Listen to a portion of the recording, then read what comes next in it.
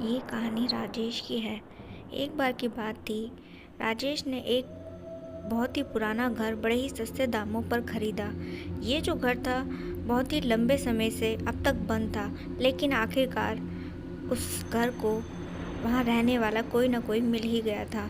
और फिर वहीं जब राजेश पहले ही दिन उस घर में आराम से सो रहा था अपने कमरे में, तो अचानक से ही उसे एक आवाज़ सुनाई दी। ये आवाज़ कुछ ऐसी थी जैसे कि कोई दीवार में कील ठोक रहा हो। तो यहाँ पर जो राजेश था, उसने अपने मुंह से चादर हटाया और जैसे ही देखा तो उसने देखा कि उसके कमरे में कोई लंबा चौड़ा आदमी अपने हाथ से दीवार में कील ठोक रहा था। इतना देखने के बाद जो था, राजेश खौफ ज़्यादा हो गया और वहीं बेहोश हो गया।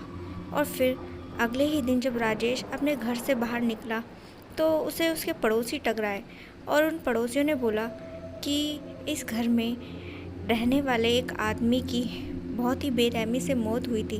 दरअसल में एक खूनी जो था उनके घर में घुस गया था और देर रात उन्हें बड़ी ही बेरहमी से मार दिया। तो तब से इस घर के मालिक की आत्मा इस घर में घूमती है, और अगर तुम यहाँ ही रहोगे तो हो सकता है कि उस मालिक की आत्मा तुम्हें जान से मार दे। इसीलिए अच्छा यही होगा कि तुम इस घर से चले जाओ।